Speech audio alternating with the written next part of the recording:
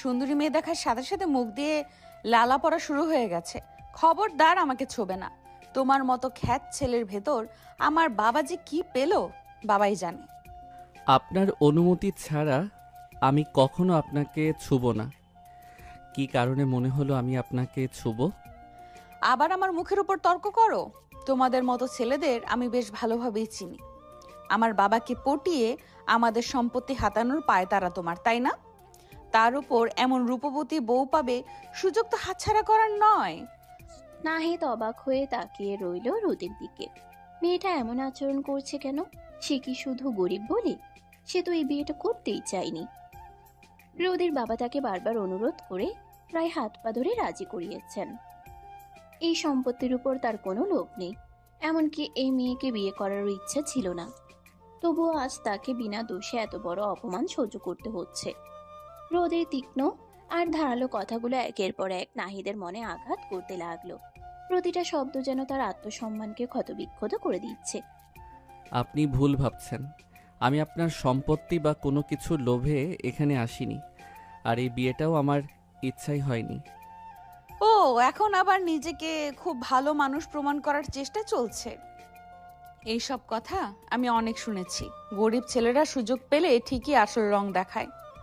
গরিব হওয়া অপরাধ না, কিন্তু কাউকে না জেনে অপমান করা ওটা অবশ্যই ভুল। রোদ এক মুহূর্তের জন্য থেমে গেল। সে এমন জবাব আশা করেনি, কিন্তু নিজের অহংকার তাকে নরম হতে দিল না। তুমি আমাকে শেখাবে আমার নিজের বাড়িতে দাঁড়িয়ে? আমি কাউকে শেখাচ্ছি না, শুধু নিজের সম্মানটা রক্ষা করছি। শোনো, আমার জীবনে তোমার কোনো জায়গা নেই। এই বিয়ে শুধু বাবার জন্য হয়েছে। তুমি তোমার সীমার মধ্যে থাকবে। নাহিদ হালকা একটা হাসি দিল, কিন্তু সেই হাসিতে কোনো আনন্দ নেই, শুধু ক্লান্তি। চিন্তা করবেন না, আপনার জীবনে ঢোকার কোনো ইচ্ছা আমার নেই। আমি শুধু আমার দায়িত্বটা পালন করব, এর বেশি কিছু না। নাহিদ ধীরে ধীরে ঘর থেকে বের হয়ে গেল। রোদ একা দাঁড়িয়ে রইল। তার ভিতরে অদ্ভুত এক অস্থিরতা কাজ করছে। কেন যেন মনে হচ্ছে ছেলেটার কথায় কোথাও মিথ্যা নেই। তবুও সে নিজেকে শক্ত করে নিল। না, এরা সবাই একরকম। আমি ভুল ভাবছি না। কিন্তু নাহিদের কথাগুলো অজান্তেই তার মনে ছোট ছোট ফাটল ধরাতে শুরু করেছে। কিন্তু কোনোভাবে পাত্তা দিল না। এইসব ছেলেদের একদম পছন্দ না। এদের স্বভাবে ওই কথার মাধ্যমে ইমোশনাল হয়ে মানুষকে ফাঁসিয়ে দেয়। তার ভিতরে কখনোই করবে না রোদ। নাহিদ ধীরে ধীরে সিঁড়ি বেয়ে নিচে নেমে এলো। বাড়িটা বড়, সাজানো গোছানো, কিন্তু কোথাও যেন তার নিজের বলে কিছু নেই। লিভিং রুমে এসে চারপাশে একবার তাকালো। সবকিছুই পরিপাটি, কিন্তু তার থাকার মতো কোনো জায়গা নেই। একটা দীর্ঘশ্বাস ফেলে সোফার উপর থেকে একটা কুশন তুলে নিল। নিজের শরীরটা এলিয়ে দিল সোফার উপর। চোখ দুটো বন্ধ করলো, কিন্তু মাথার ভেতর চিন্তার ঝড় থামছে না। এই বাড়িতে ঘর জামাই হয়ে থাকা, এটা তো কখনোই চাইনি আমি। রাহিল খানের জোড়াজুড়িতেই এখানে থাকা। মানুষটা তাকে এতটা সম্মান আর আন্তরিকতা দিয়েছেন যে না বলা যায়নি। নিজের বাবার কথা মনে পড়তেই বুকটা হালকা করে কেঁপে উঠল। যদি বাবা বেঁচে থাকতেন, তাহলে হয়তো আজ এই পরিস্থিতির মুখোমুখি হতে হতো না।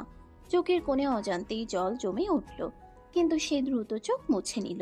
পুরুষ মানুষের কান্না করতে হয় না, ছোট থেকে শুনে এসেছে। রাহিল খান ছিল ওর বাবার বন্ধু। ছোটবেলায় ওদের বিয়ে ঠিক করে রাখে। রাহিল খান অনেক ভালো মানুষ বলে নিজের কথার খেলাফ করে না। আর উনি নাহিদকে ছোট থেকে চিনে। ছেলেটার সম্পর্কে ওনার বেশ আন্দাজ আছে। এমন সৎ নেককার নামাজ কালামি ছেলে তার মেয়ের জন্য দূরবীন খুঁজেও পাবেন না তিনি। তার উপর ছেলেটা বেশ মেধাবী, নিজের পায়ে দাঁড়িয়ে কিছু করার মতো ভিতরে। তার যদি একরকম মেয়ের জন্য এই ছেলে বেস্ট। তার অটুট বিশ্বাস এই ছেলে তার যেদি মেয়েকে নম্র ভদ্র মেয়ে করে তুলবে। সেজন্য তিনি এত বড় একটা সিদ্ধান্ত নিয়েছেন। নাহিদ শুয়ে শুয়ে নানান ভাবনা, চিন্তা, জল্পনা কল্পনা করছে। ঠিক তখনই পেছন থেকে একটা কণ্ঠ ভেসে আসলো। বাবা, তুমি এখানে কেন? নাহিদ চমকে উঠে বসে পড়ল। এই সময় রাহেল খান এখানে আসবে একদম বুঝতে পারেনি ও। যতই রোদ ওকে স্বামী হিসেবে না মানুক, তাদের বিয়েটা তো হয়েছে। দুইজনের বিবাহিত। যে কোনো সম্পর্কে অন্য কেউ যেন সেটা চায় না। নাহিদ সেটা তার শ্বশুরই হোক না কেন। এখানে কথা বলতে গেলে নিজের বউকে অসম্মান করা হবে। কোনোভাবে তা চায় না। নাহিদ চুপ করে গেল। না, কিছু না, এমনি বসেছিলাম। রাহেল খান কাছে এসে তার পাশে বসে পড়লেন। চোখে মুখে চিন্তার ছাপ স্পষ্ট। নাহিদ এখানে এসে কেন শুয়ে শুয়ে প্রশ্ন শুধু মাথায় ঘুরপাক খাচ্ছে তার। মেয়ে কেমন সে ভালো করে জানে। ভোলা ভালা ছেলেটা নম্র ভদ্র, তার মেয়ে কিছু করেছে। রোদ কি কিছু বলেছে তোমাকে? নিশ্চয়ই কিছু বলেছে। ও খুব জেদি মেয়ে। তুমি ওর কথায় কিছু মনে করো না বাবা। না আঙ্কেল, এমন কিছু না, আপনি চিন্তা করবেন না। আমি তোমার শ্বশুর, আমাকে আঙ্কেল ডাকছো কেন? বাবা বলবে। নাহিদ একটু অপ্রস্তুত হয়ে গেল, কিন্তু রাহিল খানের কথা শুনে ভালো লাগলো। রাহিল খান স্নেহ ভরে তার কাঁধে হাত রাখলেন। জি বাবা। আমি আমার মেয়েকে খুব ভালো করেই চিনি। বাইরে থেকে ও যতই কঠিন মনের হোক, ভেতরে একদম নরম। সময় লাগবে, কিন্তু ঠিক হয়ে যাবে। আমি কালই ওর সাথে কথা বলবো। না বাবা, প্লিজ ওর সাথে এই নিয়ে কিছু বলবেন না। কেন? ও স্বাধীন চেতা মেয়ে, আমি চাই না ওর জীবনে আমার কারণে কোনো চাপ আসুক। আপনি কিছু বললে ও হয়তো ভাববে আমি আপনাকে বলেছি, সেটা আমি চাই না। রাহিল খান কিছুক্ষণ চুপ করে থাকলেন। ছেলেটার উপর আরো ভালো লাগা কাজ করলো। কি সুন্দর পরিস্থিতি বুঝে নিতে পারে, তার মেয়েকে সম্মান করে। এই যুগে এমন ছেলে পাওয়া কঠিন। তুমি অনেক ধৈর্যশীল ছেলে নাহিদ। বাবা, একটা কথা ছিল। বলো। আমি ভাবছিলাম আমি যদি গ্রামের বাড়িতে ফিরে যাই, অফিসের কাজগুলো আমি ওখান থেকেই ম্যানেজ করতে পারবো। এখানে থাকাটা মানে সবার জন্যই হয়তো একটু অস্বস্তিকর হচ্ছে। তুমি চলে যেতে চাও? হ্যাঁ, মানে এটাই ভালো হবে মনে হয়। আমি আমার দায়িত্ব পালন করব, কিন্তু দূর থেকে। এতে কারোর ওপর কোনো চাপও থাকবে না। লিভিং রুমে এক মুহূর্তের জন্য নিস্তব্ধতা নেমে এলো। রাহিল খান গভীরভাবে নাহিদের দিকে তাকিয়ে রইলেন। ছেলেটার চোখে কোনো অভিযোগ নেই, শুধু ক্লান্তি আর আত্মসম্মানের নীরব দাবি। আমি তোমাকে জোর করে আটকে রাখবো না, কিন্তু একটা কথা মনে রেখো, এই বাড়িটা তোমারও। নাহিদ কিছু বলল না, শুধু মাথা নত করে বসে রইল। পরের দিন সকালটা ছিল অদ্ভুত নীরব। বাড়ির ডাইনিং টেবিলে সবাই বসে নাস্তা করলেও যেন কারোর মাঝেরই স্বাভাবিকতা নেই। নাস্তা শেষ হতেই নাহিদ ধীরে ধীরে উঠে দাঁড়ালো। বাবা, আমি তাহলে উঠি। উঠি মানে কোথায় যাচ্ছ একা? আমি গ্রামের বাড়িতে চলে যাচ্ছি, যেমনটা বলেছিলাম। রাহিল খান কিছুক্ষণ চুপ করে তাকিয়ে রইল, তারপর কিছু একটা ভেবে বলল, একা কেন যাচ্ছ? তোমার বউকে নিয়ে যাও সাথে। মানে? মানে আবার কি? বিয়ে হয়েছে তোমাদের, একসাথে থাকবে, এটাই স্বাভাবিক। রোদ এখনো ঘুমিয়ে আছে, ওঠেনি। সেটা দেখে আরো বিরক্ত হলো রাহিল খান। তিনি হঠাৎ কাজের মেয়েকে ডাকলেন। এই শোনো, রোদকে গিয়ে ডেকে আনো। বলো আমি ডাকছি। কাজের মেয়েটার সাথে সাথে উপরে গেল রোদের ঘরের দিকে। কিছুক্ষণ পরেই রোদ বিরক্ত মুখে নিচে নামলো। চোখে ঘুম, মুখে স্পষ্ট রাগ। কি হয়েছে বাবা, সকালে এইভাবে ডাকাডাকি কেন? তুমি নাহিদের সাথে গ্রামের বাড়িতে যাবে। রাহিল খানের কথা শুনে নাহিদ অবাক হয়ে তাকিয়ে রইল রাহিল খানের দিকে। রোদ কোনোদিন ওর সাথে যাবে না, ও বেশ ভালো করেই জানে। রাহিল খান তারপরও কেন জোর করছে ওকে। অন্যদিকে রোদ যেন মুহূর্তেই বিস্ফোরিত হয়ে উঠল। হোয়াট? আমি কোথাও যাচ্ছি না, আমার ক্লাস আছে, আমার লাইফ আছে। আমি কেন যাব ওর সাথে, তবু আবার ওর গ্রামে? তোমার মাথার সেন্স কি চলে গেছে? ওয়েট, ওই ছেলেটা তোমাকে বলেছে এমন করতে? How disgusting! তুমি এইরকম একটা থার্ড ক্লাস ছেলের কথা শুনে আমার উপর এমন জুলুম করতে পারো না। আমি অ্যাডাল্ট, আমার নিজের মতো করে আমি থাকবো। আমি কোথায় যাব না যাব আমি ভাববো সেটা। মুখ সামলে কথা বলবে, সমস্ত ভদ্রতা ভুলে গেছো। তুমি আমার সম্মান তোমার কথার মাধ্যমে মাটিতে মিশিয়ে দিচ্ছ। আর তুমি ওর সাথে যেতে বাধ্য, কারণ ও তোমার স্বামী। আমি ওকে স্বামী মানি না। মানো বা না মানো, বিয়েটা হয়েছে। আর আমি যা বলছি সেটাই তোমার ভালোর জন্য। আমি যাব না, এটা ফাইনাল। রাহিল খান এবার চেয়ার থেকে উঠে দাঁড়ালেন। তার চোখে এবার কঠোরতা স্পষ্ট। ঠিক আছে, তাহলে শোনো, তুমিও যদি না যাও তাহলে আমার কোনো সম্পত্তির ওপর তোমার অধিকার থাকবে না। বাবা, তুমি আমাকে এভাবে ব্ল্যাকমেল করছো? আমি তোমাকে বাস্তবতা বোঝাচ্ছি। জীবনে সব কিছু নিজের ইচ্ছা মতো হয় না, কিছু সম্পর্কে সময় দিতে হয়। রোদ চুপ করে গেল, তার চোখে রাগ, অপমান আর এক ফোঁটা অনিশ্চয়তা। ঠিক আছে, আমি যাব। নাহিদ পুরো সময়টা চুপ করে দাঁড়িয়েছিল।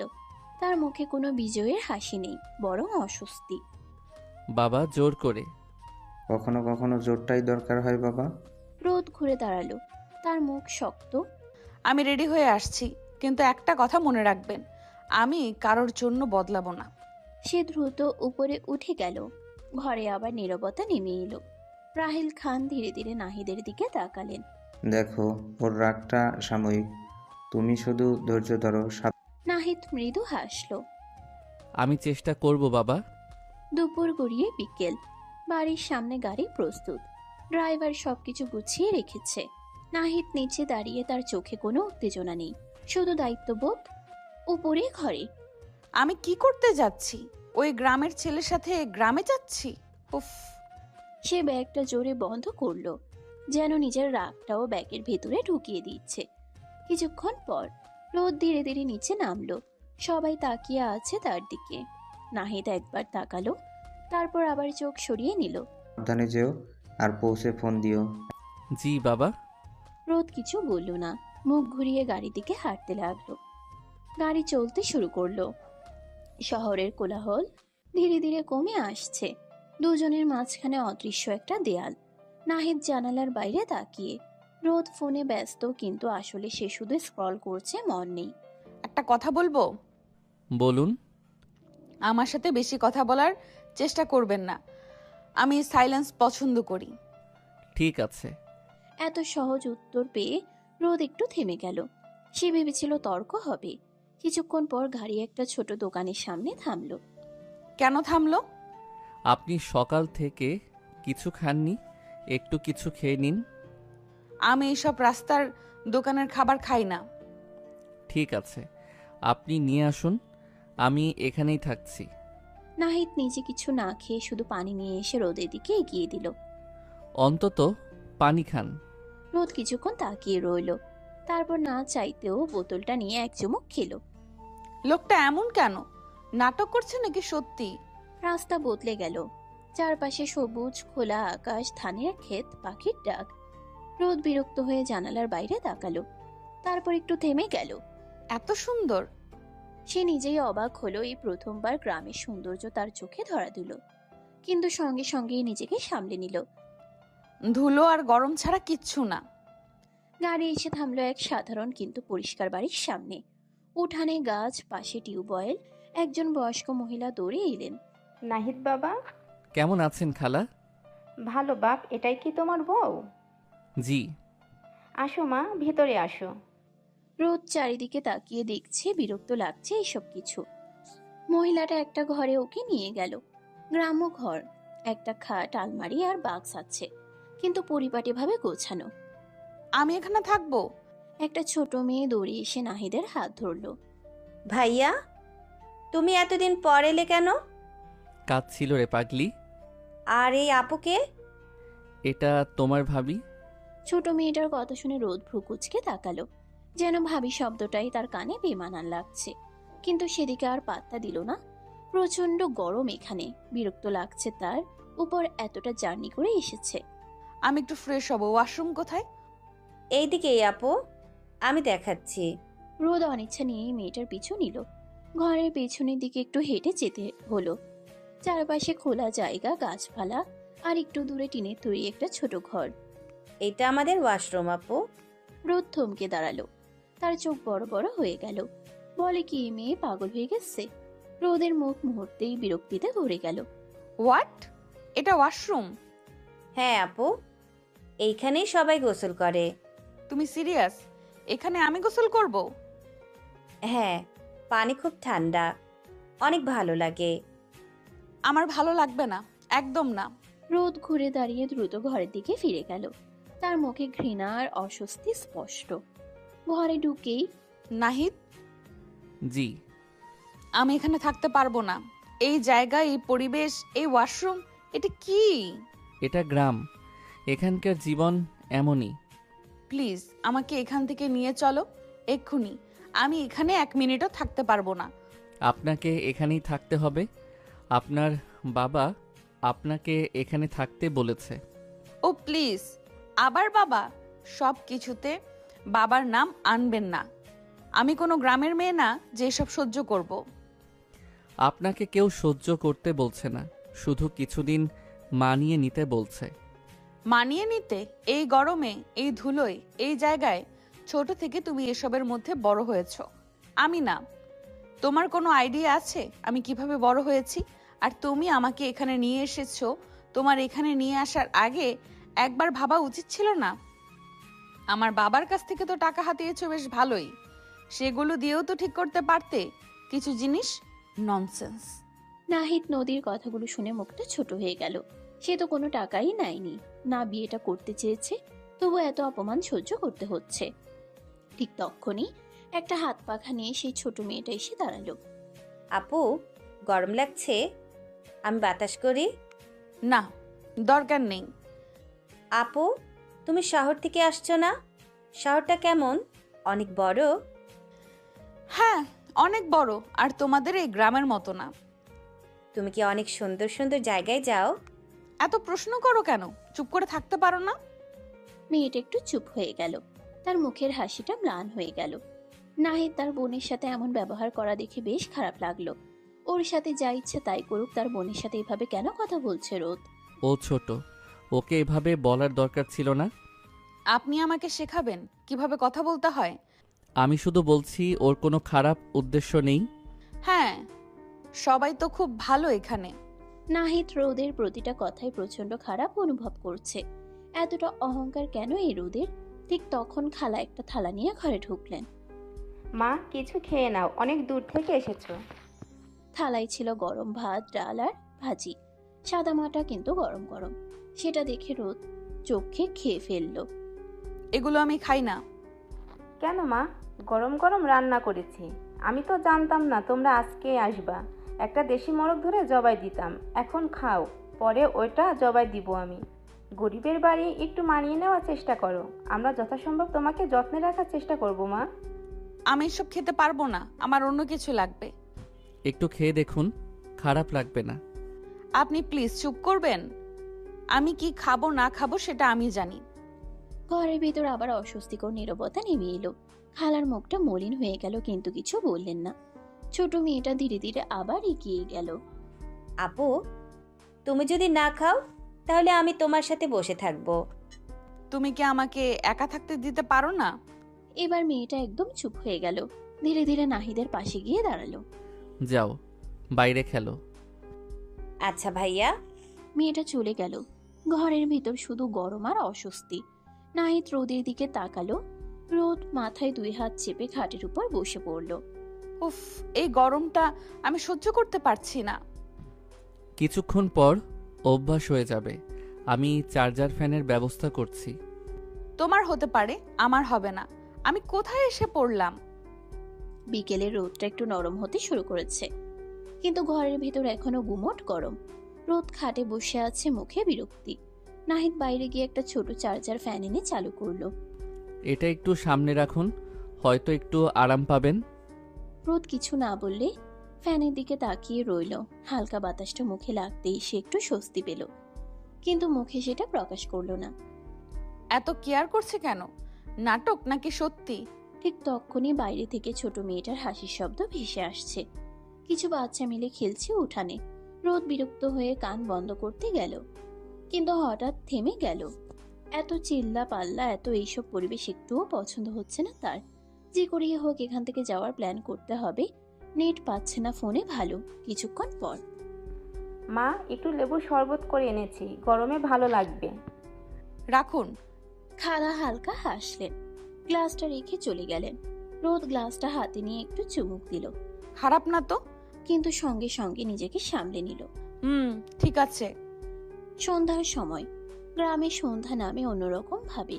মসজিদ থেকে আজানের ধ্বনি ভেসে আসছে। চারপাশে এক ধরনের শান্তি। নাহিদ উঠানে দাঁড়িয়েছিল। সে ধীরে ধীরে হাত তুলে দোয়া করলো, তারপর নামাজ পড়তে বসলো। রোদ দরজার আড়াল থেকে তাকিয়ে আছে, কিন্তু সঙ্গে সঙ্গে নিজেকে সামলে নিল। সন্ধ্যার সময় গ্রামে সন্ধ্যা নামে অন্যরকম ভাবে। মসজিদ থেকে আজানের ধ্বনি ভেসে আসছে। চারপাশে এক ধরনের শান্তি। নাহিদ উঠানে দাঁড়িয়েছিল। সে ধীরে ধীরে হাত তুলে দোয়া করলো, তারপর নামাজ পড়তে বসলো। রোদ দরজার আড়াল থেকে তাকিয়ে আছে। এখনো এসব করে? শহরে কেউ এত নিয়ম মেনে চলে না। কিন্তু তার চোখে এক ধরনের অদ্ভুত শান্তি ধরা পড়ল, যেটা সে নিজে অনেকদিন অনুভব করেনি। মা, রাতের খাবার রেডি, এবার না বলো না। রোদ একটু চুপ করে রইল।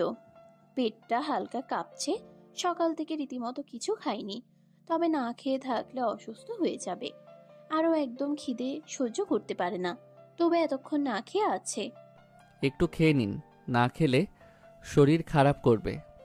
রোদ এবার তর্ক করল না, ধীরে ধীরে এসে বসে পড়ল। খালা ভাত, ডাল আর আলু ভাজি তুলে দিলেন। রোদ সন্দেহ নিয়ে প্রথম লোকমাটা মুখে দিতে এসে থেমে গেল, এত ভালো লাগছে কেন? কিন্তু মুখে বলল। খারাপ না। নাহিদের মুখে হালকা হাসি ফুটল, কিন্তু সে কিছু বলল না। রাত গভীর হলে বিদ্যুৎ চলে গেছে, চারপাশে অন্ধকার, শুধু হারিকেনের আলো। হোয়াট? এখানে কারেন্টও থাকে না? মাঝে মাঝে। আমি ঘুমাতে পারবো না। ভয় লাগছে? না, ভয় না, মানে নাহিদ, জি। তুমি এখানে একা থাকো এতদিন? হ্যাঁ। বোর লাগে না? না, অভ্যাস হয়ে গেছে। রোদ চুপ করে গেল। মাথায় একটা দারুণ বুদ্ধি খেটেছে। একে দিয়ে এখান থেকে বের হবে বাবা তাইলে কিছু বলতে পারবে না। নাহিদের দিকে তাকালো, দেখলো নিচে কপালে হাত দিয়ে শুয়ে আছে। নাহিদ, একটা কথা বলি, শোনো। বলুন। আমার এখানে ভালো লাগছে না, একদমই না। এই পরিবেশে আমি থাকতে পারছি না। ছোট থেকে আমি অন্যভাবে বড় হয়েছি, তুমি তো বুঝতেই পারছো। প্লিজ তুমি একটু বাবাকে বলো না। তুমি বললে উনি শুনবেন, আমি বললে উনি গুরুত্ব দেবেন না। নাহিদ চুপ করে রইল। রোদ একটু এগিয়ে এসে বলল, তুমি বলবে তোমার কাজের জন্য আমাকে নিয়ে যেতে হবে। তুমি এখানেও থাকতে চাও না, এমন কিছু একটা ম্যানেজ করো প্লিজ। আমি এখানে আর থাকতে পারবো না। আচ্ছা, আমি কথা বলবো। রোদ কিছুক্ষণ তাকিয়ে রইল, তারপর ঠোঁটের কোণে একটা ছোট বিজয়ের হাসি ফুটে উঠল। হয়ে গেছে, এবার এখান থেকে বের হওয়া যাবে। পরদিন সকাল। সকালের আলো উঠোনে ভরে গিয়েছে, পাখির ডাক, হালকা ঠান্ডা বাতাস, সব মিলিয়ে গ্রামের আরেকটা সুন্দর সকাল। কিন্তু রোদের মধ্যে কোনো আগ্রহ নেই। সে তাড়াতাড়ি উঠে রেডি হয়ে নিল। মা, এত সকালে উঠে পড়েছ, একটু নাস্তা করে যেও। না, লাগবে না, দেরি হয়ে যাবে। আবার আসবা তো মা, তোমাকে খুব ভালো লেগেছে। এইসব কোনো কথায় কান দিতে ইচ্ছে করছে না।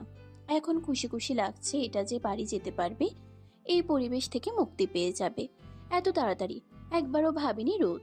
ভেতরে বিরক্ত হলেও মুখে হালকা হাসি টানলো। দেখা যাবে। আপু, তুমি আবার আসবা, আমরা খেলবো। ছোট মেয়েটা দৌড়ে এসে রোদের হাত ধরলো। রোদ হাতটা আস্তে করে ছাড়িয়ে নিল। হ্যাঁ, দেখি।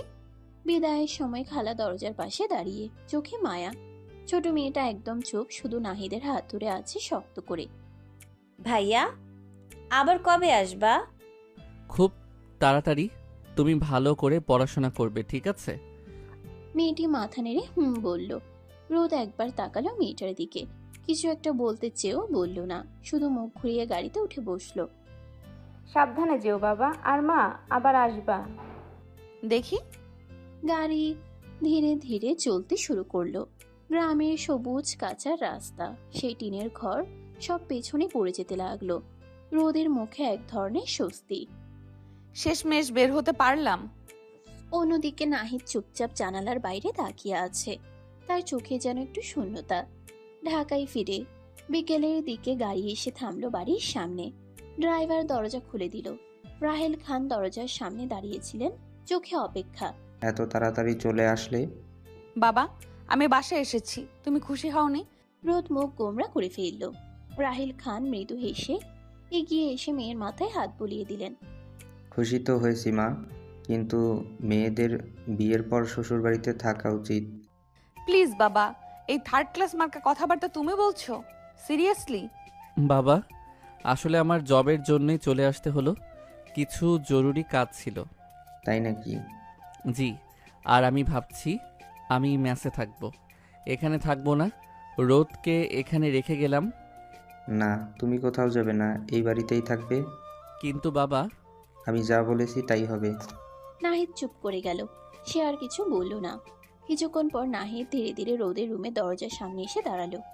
কিছুক্ষণ ইতস্তত করে দরজায় নক করলো। কে? আমি। আসো। নাহিদ দরজা খুলে ভিতরে ঢুকলো। রুমটা আগের মতোই পরিপাটি, আধুনিক, ঠান্ডা।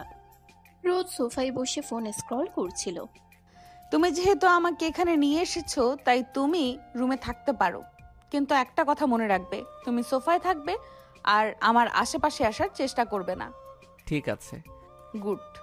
রাত ধীরে ধীরে নেমে এসেছে। ঘরের ভিতর নীরবতা, এসির হালকা শব্দ আর ফোনে স্ক্রোলের টিপ টিপ আওয়াজ ছাড়া কিছু নেই। নাহিদ চুপচাপ সোফায় এক কোণে বসে আছে। একটা ছোট ব্যাগ থেকে কাপড় বের করে গুছিয়ে রাখলো। এই ঘরে তার কোনো আলমারি নেই, কোনো নির্দিষ্ট জায়গা নেই, তবুও সে নিজের মতো করে মানিয়ে নেওয়ার চেষ্টা করছে। রোদ একবার তাকালো, তারপর আবার ফোনে চোখ নামিয়ে নিল। তুমি এত চুপচাপ থাকো কেন? কথা বলার মতো কিছু থাকলে বলি। ও, মানে আমার সাথে কথা বলার মতো কিছু নেই? আপনি তো নিজেই বলেছেন আপনি সাইলেন্স পছন্দ করেন। কথাটা শুনে রোদ একটু থেমে গেল। নিজের কথাই যেন নিজের বিরুদ্ধে চলে গেল। নিজের উপর বেজায় বিরক্ত হলো। কথাটা কোনো রকম ঘোরানোর চেষ্টা করলো। ঠিক আছে, এত সিরিয়াস হওয়ার দরকার নেই। তোমার গ্রামের বাড়ি থেকে এত তাড়াতাড়ি চলে আসতে সমস্যা হলো না? সমস্যা হলে কি আসতাম? তুমি কি সত্যিই আমার জন্য এসেছো? আপনি তো তাই চেয়েছিলেন। আমি তো বলেছিলাম তুমি ম্যানেজ করে বলো। আমি ম্যানেজ করিনি, সত্যি কাজ ছিল। লোকটা এমন কেন? একবারও আমাকে দোষ দিচ্ছে না। তারপর নিজেই নিজের উপর বিরক্ত হলো আবার। এই ছেলেকে কোনো মতে বিশ্বাস করা যাবে না। এরা প্রথম এমন ভালো সাজার নাটক করবে, পরবর্তীতে আসল রূপ দেখাবে। এর শায়েস্তা করা লাগবে। সমস্ত ভদ্রগিরি বের করে দিব এবার। পরের দিন সকালবেলা রোদ আর নাহিদ জানতে পারলো রাহিল খান বাড়িতে থাকবে না। অফিসের কাজে তাকে বাইরে যেতে হবে। এটা শুনে রোদ বেশ খুশি হলো। বাবা থাকবে না, এই সুযোগে এই ছেলের অবস্থা টাইট করে ছাড়বে ও। নাহিদকে সাথে নিয়ে কলেজের উদ্দেশ্যে রওনা হলো। কলেজে এসে গাড়ি থেকে নেমে রোদ নাহিদের দিকে তাকিয়ে বলল, আমার অনেক খিদে পেয়েছে, আমার জন্য খাবার ম্যানেজ করো। আমি স্যান্ডউইচ খাবো। অবশ্যই বাসাটা হতে হবে। তুমি বাসায় গিয়ে আবার স্যান্ডউইচ নিয়ে আসো। আচ্ছা, আমি নিয়ে আসছি, আপনি ততক্ষণ ক্লাস করুন। নাহিদ বুঝতে পারছে নদী তাকে অপমান করতে চাচ্ছে, তবু কিচ্ছু মনে করলো না। কতদূর কি করতে পারে দেখতে চাই শুধু। নদীও নাহিদের দিকে তাকালো। নাহিদ এক কথায় রাজি হয়ে যাওয়ায় একটু অবাক হলো, তবু পাত্তা দিল না। সামনে এগিয়ে এসে দেখলো ওর বন্ধু বান্ধব সব দাঁড়িয়ে আছে। তাদের দেখে এগিয়ে গেল, ওরাও এগিয়ে আসলো। কি রে রোদ, কই ছিলি রে তুই কাল? কোনো খোঁজ পাচ্ছিলাম না কেন? নাইট ক্লাবে আসিসনি, কি ব্যাপার? সরি, আমি একটু ব্যস্ত ছিলাম। আজকে যাব নাইট ক্লাবে। অবশ্যই, টেনশন করিস না। রিকি কই? হাই রোদ, এই যে আমি। কি অবস্থা তোমার? আজকে নাইট ক্লাবে জয়েন করবা আমাদের সাথে? না, আজকে আমাদের বাড়িতে পার্টি রাখি, তোমরা আসো। নাহিদ প্রায় দৌড়াতে দৌড়াতে কলেজের গেটের ভেতরে ঢুকলো। হাতে একটা ব্যাগ, ভেতরে যত্ন করে রাখা স্যান্ডউইচ। রোদ যেভাবে বলেছিল বাসারটাই এনে দিয়েছে। ওদের গ্রুপটা একটু দূরে দাঁড়িয়ে হাসাহাসি করছিল। নাহিদ এগিয়ে আসতেই রোদ চোখ তুলে তাকালো। তারপর ব্রু কুচকে বলে, এত লেট হলো কেন? রাস্তা একটু। অজুহাত দেওয়ার দরকার নেই। একটা স্যান্ডউইচ আনতে এত সময় লাগে? নাহিদ চুপ করে ব্যাগটা এগিয়ে দিল। রোদের দিকে শুধু তাকালো এক পলক। ঠিক তখনই রিয়ার চোখে পড়ে গেল নাহিদকে। এই রোদ, এটাকে? রোদ ঠোঁট বাঁকিয়ে রিয়ার দিকে তাকালো, চোখে বিরক্তি। রিয়া একটু কৌতূহলী চোখে নাহিদের দিকে তাকিয়ে রইল, তারপর হালকা হেসে, উফ, দেখতে তো বেশ হ্যান্ডসাম। কে রে, নতুন কেউ নাকি? তোর কি রুচির দুর্ভিক্ষ হয়েছে নাকি? মানে তাহলে কেউ? ও ও আমার বডিগার্ড, বলা চলে কাজের লোক। ড্রাইভার ভাবতে পারিস, যে কোনো একটা। কথাটা শেষ হতেই চারপাশে হালকা হাসির শব্দ উঠল। কেউ কেউ মুখ চেপে হাসছে, কেউ আবার সরাসরি তাকিয়ে আছে নাহিদের দিকে। নাহিদ অবাক হয়ে রোদের দিকে তাকালো। তার চোখে স্পষ্ট আঘাত। এক মুহূর্তের জন্য মনে হলো কিছু একটা বলবে, কিন্তু বলল না, শুধু মাথা নিচু করে দাঁড়িয়ে রইল। এই প্রথম না, তবুও আজকের অপমানটা যেন একটু বেশি লাগলো। একা হলে হয়তো সহ্য করা সহজ ছিল, কিন্তু সবার সামনে? সিরিয়াসলি এত হ্যান্ডসাম বডিগার্ড রাখছিস? কি করব বল, সিকিউরিটি তো লাগেই। রিয়া এখনো নাহিদের দিকে ফ্যালফেল চোখে তাকিয়ে আছে। নাহিদের হাতটা ধীরে ধীরে মুঠো হয়ে গেল, কিন্তু সে নিজেকে সামলে নিল। আপনার স্যান্ডউইচ। ঠিক আছে, তুমি যেতে পারো। নাহিদ কিছুক্ষণ দাঁড়িয়ে রইল। কিছু বলার ছিল, কিন্তু শেষ পর্যন্ত কিছুই বলল না। পেছন থেকে আবার হাসির শব্দ ভেসে এলো। হাঁটতে হাঁটতে নাহিদের মনে শুধু একটা কথাই ঘুরতে লাগলো। আমি কি সত্যি এতটা ছোট? অন্যদিকে রোদ স্যান্ডউইচে কামড় দিল। স্বাদটা ভালোই লাগছে, কিন্তু আজকে কেন জানি সেই স্বাদটাও তেমন আনন্দ দিচ্ছে না। কি রে, তুই এত রুট কেন ওর সাথে? কারণ ওর জায়গা ওকে বোঝাতে হবে। রিয়া আনমনে শুধু উত্তর দিল। হুম। বাকি সবাই ক্লাসরুমে গেলে রিয়া গেল না। নিচে এসে এদিক ওদিক কিছু একটা খুঁজতে লাগলো। পার্কিং এরিয়ার দিকে গিয়ে দেখতে পেল নাহিদ গাড়ির একপাশে হেলান দিয়ে দাঁড়িয়ে আছে। রিয়া এগিয়ে গিয়ে, হ্যালো। নাহিদ রিয়াকে দেখে প্রথমে চিনতে একটু কষ্ট হলো, কিন্তু পরে মনে পড়লো যে রোদের সাথে দেখেছে কিছুক্ষণ আগে। কিন্তু এই মেয়ে এখানে কিসের জন্য এসেছে, তাকে হ্যালো কেন বলছে? নাহিদ ভদ্রতার খাতিরে সালাম দিল। রিয়া একটু ইতস্তত বোধ করলো, কারণ ও এসেই ওকে হ্যালো বলেছে সালামের বদলে। তবুও হাসি মুখে সালামের উত্তর দিল। কিছু বলবেন ম্যাম? এই আপনি আমাকে ম্যাম কেন বলছেন? আমার নাম রিয়া, আমাকে রিয়া বলে ডাকতে পারেন। জি ম্যাম, অবশ্যই। আবার ম্যাম বলছেন? রিয়া ঠোঁট ফুলিয়ে একটু বিরক্তি দেখালো। নাহিদ একটু অপ্রস্তুত হয়ে গেল, কি বলবে বুঝে উঠতে পারছে না। না মানে অভ্যাস হয়ে গেছে। অভ্যাস বদলাতে সময় লাগে না, একবার চেষ্টা করে দেখুন। রিয়া। জি, রিয়া। নামটা বলতে গিয়েও যেন একটা সংকোচ কাজ করছিল তার মধ্যে। রিয়া সেটা লক্ষ্য করলো, কিন্তু কিছু বলল না, বরং অন্য প্রসঙ্গে গেল। আঙ্কেলের কাছ থেকে কিছুটা শুনেছে নাহিদ আর রোদের ব্যাপারে। নাহিদকে দেখে কিছুটা চিনতে পেরেছিল রিয়া। প্রথমে রোদের ব্যবহার বেশ অবাকই হয়েছে। নাহিদকে দেখে কেন জানি ওর অনেক ভালো লেগেছে। কিভাবে পারছে রোদ এইভাবে অপমান করতে সবার সামনে ছেলেটাকে? এখনকার যুগে এমন ছেলে কি খুঁজে পাওয়া যাবে একটা দুইটা? জিনিস কাছে থাকলে জিনিসের মর্ম বোঝে না মানুষ। প্রমাণ রোদ, যেটা করছি সেটা। আপনি মানে তুমি তুমি কি সত্যিই রোদের ড্রাইভার? প্রশ্নটা শুনে নাহিদ হালকা হেসে ফেলল। সেই হাসিতে একটু কষ্ট মিশেছিল। কি বলবে, যেখানে নিজের বউ সবার সামনে তাকে ড্রাইভার বলে পরিচয় করিয়েছে কাজের লোক, এখন যদি সত্যটা বলে রোদকে অপমানিত হতে হবে, সেটা নাহিদ কোনোভাবেই চায় না। কারণ রোদ এতে উল্টো ওকে আরো ভুল বুঝবে। মানুষ যা ভাবে আমি তাই। এইটা তো উত্তর না। সব প্রশ্নের সরাসরি উত্তর দেওয়া যায় না। ও যা বলল খারাপ লেগেছে তাই না? আমি কিন্তু তোমার আর রোদের ব্যাপারে কিছু কিছু জিনিস জানি, আঙ্কেল আমাকে বলেছে, তাই আমার থেকে না লুকোলেও চলবে। তোমাকে আমার খুবই ভালো লেগেছে, আমাকে তোমার বন্ধু বানাবে? রোদের কথাগুলো খুবই অপমানজনক লেগেছিল, আমি বুঝতে পারছি তোমার অনেক খারাপ লেগেছে তাই না? প্রশ্নটা খুব সহজ ছিল, কিন্তু উত্তরটা কঠিন। নাহিদ চোখ সরিয়ে নিল। এখন লজ্জা লাগছে, ও রিয়া সব জানে। ওর সামনে রোদ এভাবে বলল ওকে। না, অভ্যাস হয়ে গেছে। অভ্যাস হয়ে গেলেই কি কষ্ট লাগে না? সবার সামনে এমনভাবে কথা বলা ঠিক না, ও একটু বেশিই বলে ফেলে। ও যা বলে সেটা বলার অধিকার ওর আছে। কেন? কারণ আমি কিছুই না। কথাটা বলার সময় নাহিদ নিজের দিকে তাকালো, যেন নিজেকেই মাপছে। রিয়ার বুকটা কেমন যেন ধক করে উঠল। তুমি নিজেকে এত ছোট করে দেখো কেন? আমি ছোট না, আমার অবস্থান ছোট। নিজেকে ছোট মনে করলে সবাই তোমাকে ছোট ভাবেই দেখবে। সবার আগে নিজেকে নিজের সম্মান করতে হয়, এটা জানো তো তুমি? নিজের কিন্তু অনেক কিছু করতে পারো, চেষ্টা করো। আর আজ থেকে কিন্তু আমরা ফ্রেন্ড হলাম, মনে থাকবে তো? যে কোনো প্রয়োজনে আমার কাছে হেল্প চাইতে পারো তুমি, আমি সবসময় হেল্প করতে রাজি আছি। আর একটা কথা, তুমি সকালে নাস্তা করেছো দেখে তো মনে হচ্ছে না। সকালের নাস্তা তো করোনি, আমি তোমাকে দিই। আরে আরে কি করছো রিয়া, লাগবে না। লাগবে না মানে? তুমি এখনই আমার সামনে খাবে, বন্ধু বলেছো, আবার বন্ধুর সাথে এমন ব্যবহার করছো। লাগবে নাকি মানে?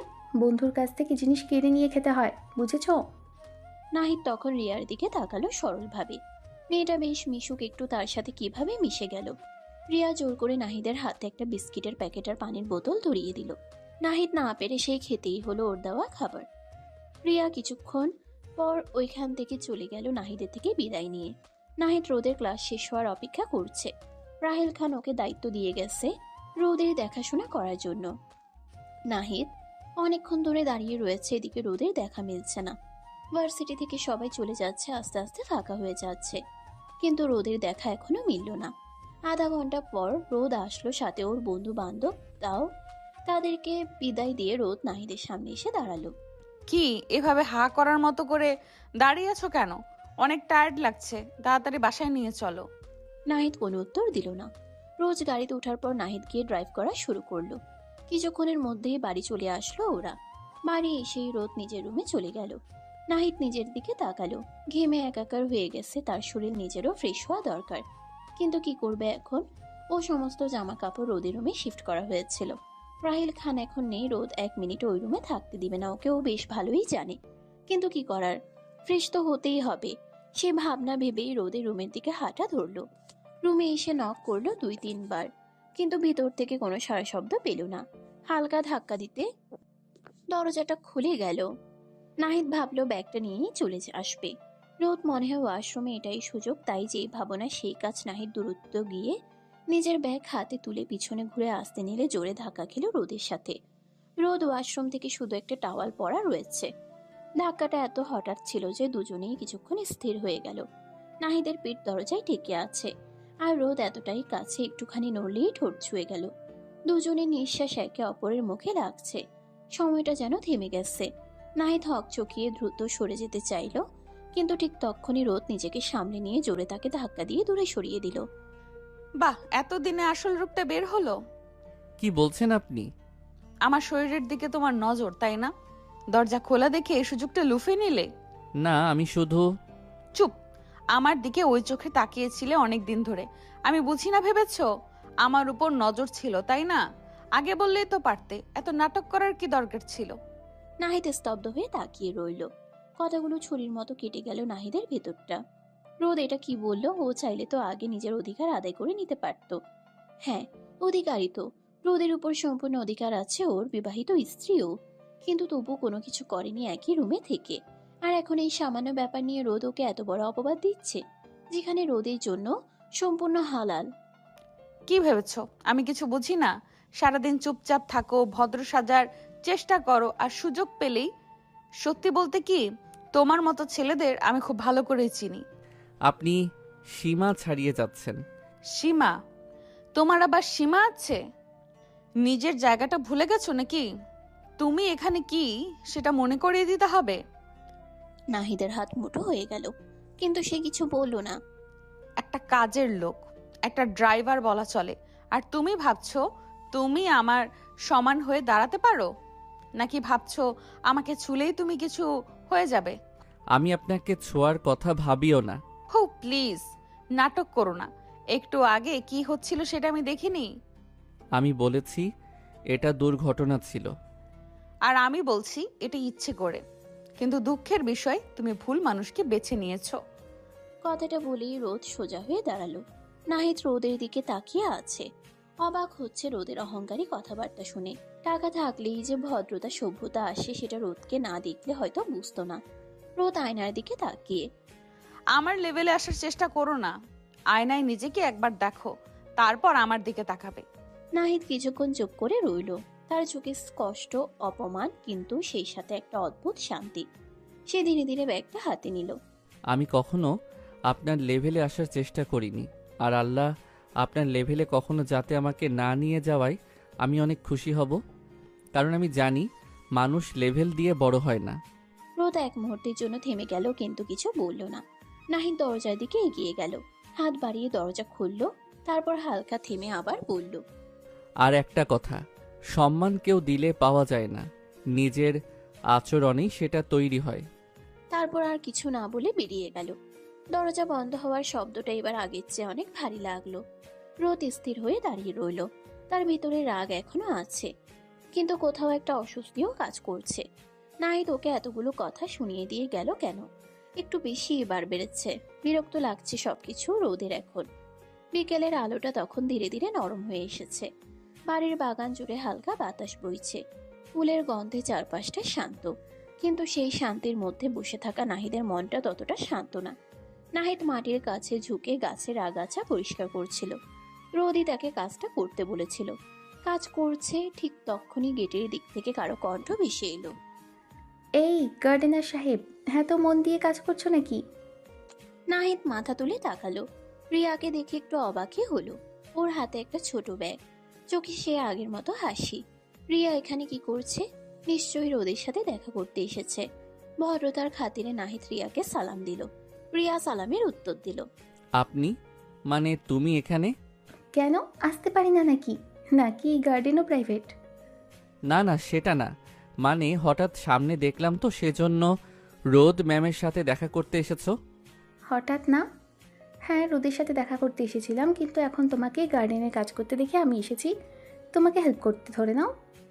বলেই রিয়া জুতো খুলে একেবারে নাহিদের পাশে বসে পড়ল। হাত বাড়িয়ে একটা ছোট গাছের পাশে আগাছা তুলতে শুরু করলো। আরে তুমি এটা করছো কেন? নোংরা হয়ে যাবে। নোংরা হলে কি হবে? মানুষ তো আর নোংরা হয় না। আর তুমি পারলে আমি পারবো না কেন? নাহিদ কিছুক্ষণ চুপ করে তাকিয়ে থাকলো। মেয়েটার এই সহজ স্বভাবটা তার ভালো লাগছে, কিন্তু সে সেটা প্রকাশ করলো না। কিন্তু রিয়া তার সাথে এই কাজ করছে, রোজ যদি দেখে তখন আবার উল্টো ওকেই দোষারোপ করবে।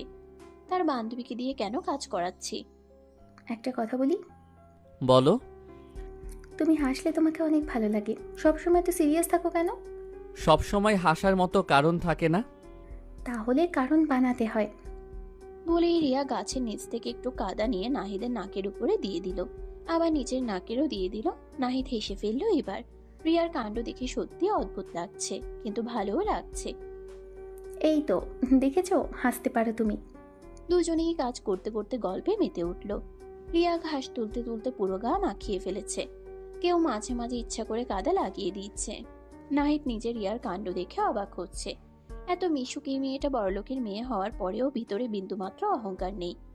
আবার কি সুন্দর সালোয়ার কুর্তি পরে ভদ্রভাবে থাকে। এরই ভিতর রিয়া কিছু কাদা নিয়ে নাহিদের মাথায় লাগিয়ে দিল। এই পাগলি, কি করছো এটা? ধন্যবাদ এত বড় কমপ্লিমেন্ট দেওয়ার জন্য। হাসির শব্দটা বাগান জুড়ে ছড়িয়ে পড়ল। কিন্তু দূরে বারান্দায় দাঁড়িয়ে সবকিছু দেখছিল রোদ। রোদের চোখ দুটো শুরু হয়ে গেল। সে চুপচাপ দাঁড়িয়ে ছিল, কিন্তু ভেতরে কিছু একটা জ্বলতে শুরু করেছে। রিয়ার হাসি, নাহিদের সাথে এত স্বাভাবিক আচরণ, এটা তার ভালো লাগছে না। এত কাছাকাছি? আর এক মুহূর্ত দাঁড়িয়ে থাকতে পারল না সে। দ্রুত নিচে নেমে এলো। বাগানে এসে দাঁড়াতেই কাছ থেকে নাহিদ আর রিয়ার সুন্দর মুহূর্ত তার চোখের সামনে ভেসে উঠল। দুইজন কাদা মেখে ভূত হয়ে ঘাস তুলছে আর গল্প করছে, 32 পাটি দাঁত বের করে হাসছে। সেটা দেখে আরো মেজাজ খারাপ হলো রোদের। কেন জানে না। এখানে কি চলছে? নাহিদ আর রিয়া দুজনেই চমকে তাকালো। নাহিদ রোদকে দেখে আবার নিজের গম্ভীর মুখে ফিরে আসলো। রোদের ফেস দেখে নাহিদ বেশ ভালোই বুঝতে পারছিল এখানে রোদ কিছু কঠোর কথা বলতে পারে দুজনকে এইভাবে দেখে। এই কয়দিনে বেশ ভালোই চেনা হয়ে গেছে রোদকে। আরে তুই, আমরা তো। আমরা? কি আমরা? এখন আমার বান্ধবীর দিকেও নজর দিয়েছো? থার্ড ক্লাস মার্কা ছেলে, মেয়েদের শরীরের দিকে নজর দেওয়া ছাড়া আর কিছু পারো না? কথাটা শুনে নাহিদের মুখ শক্ত হয়ে গেল, কিন্তু সে কিছু বলল না। রিয়া অবাক হয়ে রোদের দিকে তাকালো।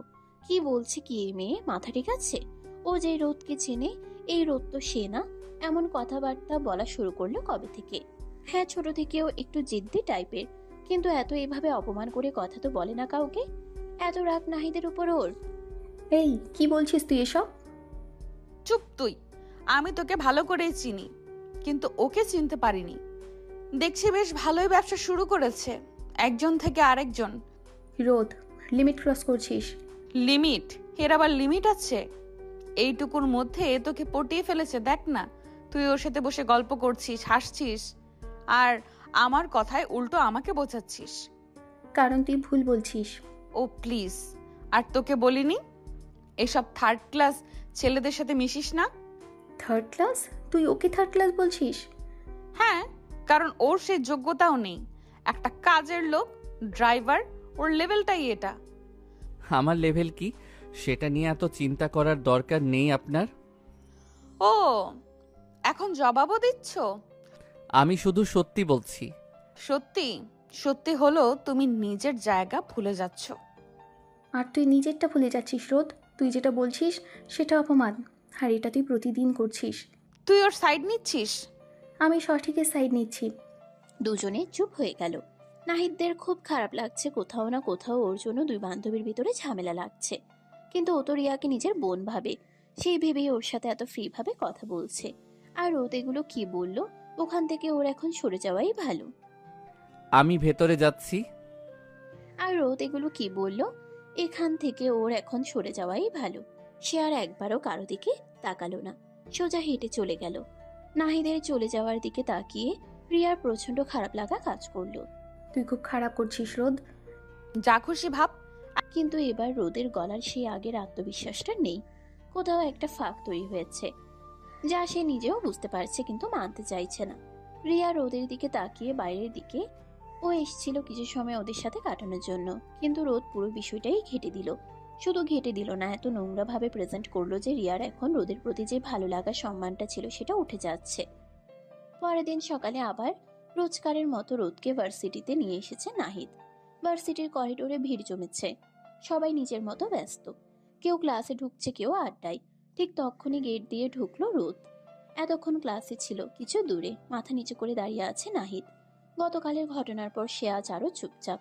এত অপমানের পরেও নিজের দায়িত্ব একটুও ফাঁকি নেই। আই নাহিদ, ডাকটা এত জোরে ছিল যে আশেপাশের অনেকেই তাকিয়ে গেল। নাহিদ ধীরে মাথা তুলল, তারপর এগিয়ে এলো। জি। এখানে আসো। নাহিদ কাছে আসতেই রোদ একটু পিছিয়ে গিয়ে দাঁড়ালো, যেন দূরত্ব বজায় রাখছে। তারপর হঠাৎ নিজের জুতোর দিকে তাকিয়ে ঠোঁট পাকালো। দেখছো জুতোটা কত নোংরা হয়ে গেছে? আশেপাশে যারা ছিল তারা আগ্রহ নিয়ে তাকাতে শুরু করলো। কেউ ফিসফিস করছে, কেউ আবার সরাসরি তাকিয়ে। নাহিদ কিছু বলল না, শুধু চুপচাপ দাঁড়িয়ে রইল। কি হলো, দাঁড়িয়ে আছো কেন? পরিষ্কার করো। এক মুহূর্তের জন্য পুরো জায়গাটা যেন থমকে গেল। কথাটা এত স্বাভাবিকভাবে বলল রোদ, যেন এটা খুবই সাধারণ কিছু। নাহিদের বুকের ভেতরটা ধক করে উঠল। চোখে এক ঝলক কষ্ট দেখা গেল, কিন্তু সে মাথা নিচু করলো। চারপাশে হালকা হাসির শব্দ উঠতে লাগলো। নাহিদের প্রথমে খারাপ লাগলেও এখন কিছু মনে লাগছে না। ও ভাবলো নিজের বইয়ের জুতোই তো, সমস্যা কি? ব্যাপারটাকে নিজের মতো করে দেখলে অপমান বোধ হবে না। ও দেখতে চায় রোদ কি কি করতে পারে ওর সাথে। আরে লাইফ সার্ভিস, এমন ড্রাইভার হলে তো দারুণ। রিয়া একটু দূরে দাঁড়িয়ে সব দেখছিল। তার মুখের হাসিটা মিলিয়ে গেছে। নাহিদ ধীরে হাঁটু গেড়ে বসলো। তার হাত কাঁপছিল সামান্য, তবুও সে নিজের রুমাল বের করলো। নাহিদ, এটা করো না। চুপ থাক রিয়া, এটা আমাদের ব্যাপার। আমাদের? এটা অপমান। আমি যা বলছি ও তাই করবে। নাহিদ একবার মাথা তুলে রিয়ার দিকে তাকালো। চোখে একটাই কথা, তারপর আবার মাথা নিচু করলো। ধীরে, খুব ধীরে সে জুতোর ধুলো মুছতে শুরু করলো। প্রতিটা ঘষায় যেন তার নিজের সম্মানটা একটু একটু করে ক্ষয়ে যাচ্ছে। আশেপাশের হাসি ফিসফিস সবকিছু সে শুনছে, কিন্তু প্রতিক্রিয়া দিচ্ছে না।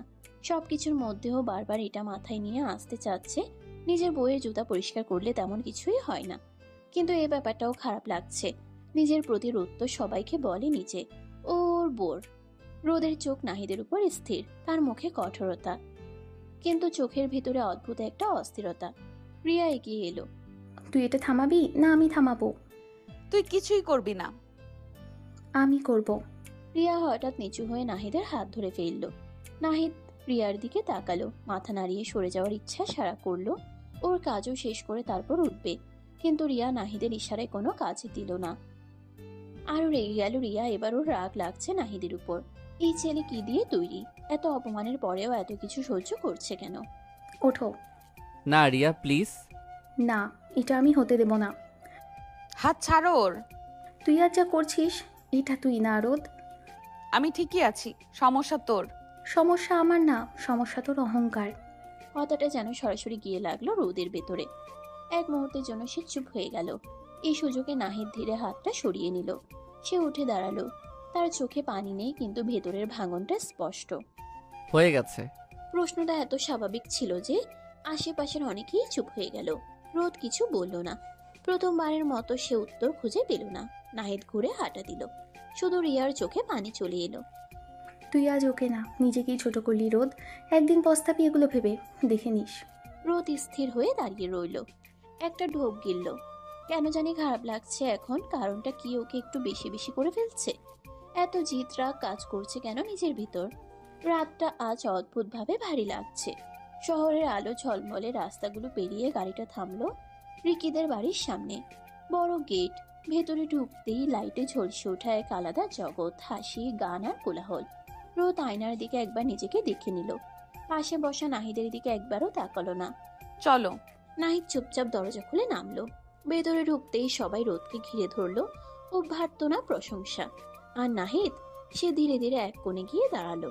রিয়া দূর থেকে অনেকক্ষণ ধরে নাহিদকে একটু খেয়াল করছে। একা দাঁড়িয়ে থাকতে দেখে ও এগিয়ে আসলো। এই, তুমি এখানে একা বসে আছো কেন? নাহিদ মাথা তুলে তাকালো। রিয়া পাশে এসে বসেছে। রিয়াকে দেখে মুচকি হাসলো। রিয়া ওকে দেখে হাসি ফিরিয়ে দিল। এমনি ভালো লাগছে এখানে। মিথ্যে বলছো। সব সত্যি বলাও যায় না, তুমি সব জানো রিয়া, তবু কেন জিজ্ঞেস করছো? তুমি না খুব অদ্ভুত। দুজনেই একটু চুপ করে রইল। ভেতরে তখন মিউজিক জোরে বাজছে, আলো কমে এসেছে, ডান্স ফ্লোরে সবাই জমে উঠেছে। তারপর রিয়ার কথা উঠালো, জানে নাহিদ নিজে থেকে কিছু বলবে না। দুজন গল্প করতে লাগলো অন্যদিকে। হেই রোদ, একটা ডান্স হবে? রোদ এক চিলতে হাসলো, না বলার কোনো ইচ্ছা তার নেই। দূরে দাঁড়িয়ে থাকা নাহিদের দিকে তাকালো। পাশে রিয়াকে দেখে কেন জানি ভিতরটা জ্বলে উঠল তার। সেই তাড়নায় আরো রাজি হয়ে গেল রিকির অফারে। শিওর। দুজন ডান্স ফ্লোরে চলে গেল। মিউজিকের তালে তালে ধীরে ধীরে তারা কাছে আসতে লাগলো। রিকের হাত রোদের কোমরে, রোদও সরে এলো না। চারপাশে হাততালি, উল্লাস। নাহিদের চোখ স্থির হয়ে গেল সেই দৃশ্যে। তার হাত ধীরে ধীরে মোটো হয়ে গেল, শিরাগুলো টান টান, বুকের ভেতরটা কেমন জ্বলে উঠছে। আর সহ্য হলো না, সে উঠে দাঁড়ালো। কারো দিকে না তাকিয়ে সোজা বেরিয়ে গেল বাইরে। পুল সাইডে এসে থামলো। ওর পিছন পিছন রিয়াও এগিয়ে আসলো। তুমি এখানে? ভেতরে ভালো লাগছিল না? ওদের জন্য? নাহিদ কিছু বলল না। তুমি কষ্ট পাচ্ছ? না। আবার মিথ্যে। সব কিছু সহ্য করা যায়, কিন্তু কিছু কিছু জিনিস ভিতরটা ভেঙে দেয়। তাহলে সহ্য করো কেন? কারণ আমার সহ্য করা ছাড়া আর কিছু করার নেই। ভুল, সবসময় একটা না একটা রাস্তা থাকে। সবার জন্য না রিয়া। রিয়া তাকিয়ে রইল তার দিকে। এই ছেলেটা যতটা চুপ, তার ভেতরে ততটাই ঝড়। রিয়া বুঝতে পারছে যতই হোক রোদ নাহিদের বিবাহিত স্ত্রী। দুজনের ভিতর তেমন সম্পর্ক না থাকলেও হালাল একটা বন্ধন আছে, যার থেকে নাহিদের ভিতরে আরো জেলাসি আর রাগ সৃষ্টি হচ্ছে রোদকে অন্য একটা ছেলের সাথে দেখে। ডান্স শেষ হয়েছে। অন্যদিকে, ওয়াও, তুমি তো ফায়ার। থ্যাঙ্কস। চলো একটা ড্রিঙ্ক হয়ে যাক। না, আমি ড্রিঙ্ক করি না। আরে প্লিজ, এত সিরিয়াস কেন? একটু রিল্যাক্স করো। বললাম তো না। আরে গ্রামের মেয়ে নাকি, ড্রিঙ্ক করবে না মানে? রোদের ভ্রু কুঁচকে গেল। এই গ্রাম কথাটা শুনে ওর মাথায় আগুন ধরে গেল। কিন্তু চারপাশে সবাই তাকিয়ে আছে। রিকি গ্লাসটা এগিয়ে দিল। ট্রাস্ট মি, জাস্ট একটা সিপ। রোদ একটু দ্বিধা করলো, তারপর নিজেকে প্রমাণ করতে না বলতে না পারার এক অদ্ভুত চাপে গ্লাসটা হাতে নিল। রিকির চোখে তখন এক ঝলক অন্যরকম হাসি। রোদ জানে না, সেই গ্লাসে শুধু ড্রিঙ্কস ছিল না, কিছু একটা মিশে গেছে যা সবকিছু বদলে দিতে পারে।